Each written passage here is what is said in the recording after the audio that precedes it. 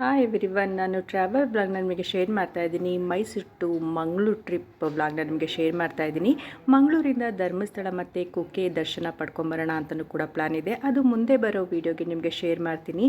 ಈಗ ನೋಡಿ, on the way ನಾವು ಕುಶಾಲನಗರದ ಹತ್ರ ಇದ್ದೀವಿ. ಆಲ್ರೆಡಿ ನಾವು ಅರ್ಲಿ ಮಾರ್ನಿಂಗ್ 6ಗೆ ಮೈಸೂರು ಬಿಟ್ಟಿದ್ದು.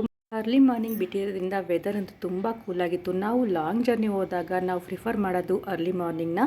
ಈಗ ಉಡುಪಿ ವೆಜ್ ಹೋಟೆಲ್ ಇತ್ತು ಅಲ್ಲೇ ಕುಶಾಲನಗರದಲ್ಲಿ, ಅಲ್ಲೇ ಕೂಡ ಬ್ರೇಕ್ಫಾಸ್ಟ್ ಮಾಡಿದ್ವಿ. ಟೇಸ್ಟ್ ವೈಸ್ ಅಂತೂ ತುಂಬ ಚೆನ್ನಾಗಿತ್ತು.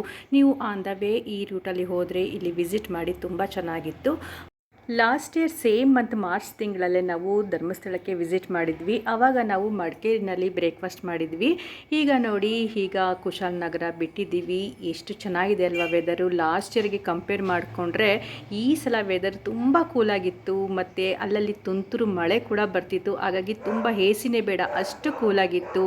ಎಷ್ಟು ಅದ್ಭುತ ಅಲ್ವಾ. ಈ ದಟ್ಟವಾದ ಕಾಡಿನ ಮಧ್ಯೆ ನಾವು ಪ್ರಯಾಣ ಮಾಡುವಾಗ ದೇವರ ಅದ್ಭುತ ಶಕ್ತಿನೇನೋ.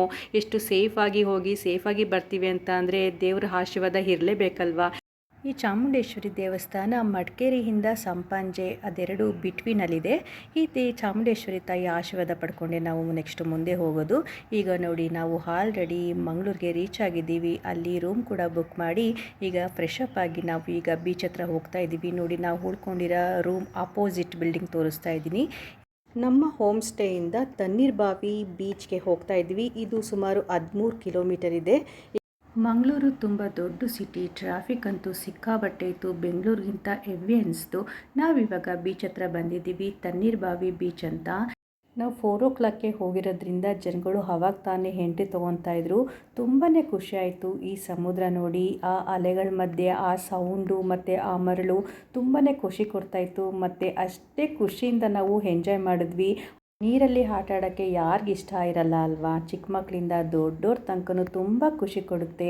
ಅಲ್ಲಲ್ಲಿ ಹಡಗು ಕೂಡ ಇತ್ತು, ಕಾಣಿಸ್ತಾ ಇದೆ ಅನಿಸುತ್ತೆ. ಜೊತೆಗೆ ಹೊಂಟೆ ಕೂಡ ಇತ್ತು ಮಕ್ಕಳುಗಳಿಗೆ ರೈಡ್ ಮಾಡೋದಕ್ಕೆ. ಅಲ್ಲಲ್ಲಿ ಸಣ್ಣ ಸಣ್ಣ ಅಂಗಡಿಗಳು ಇತ್ತು, ತಿಂಡಿಗಳನ್ನು ಕೂಡ ತಿನ್ಬೋದಾಯಿತು.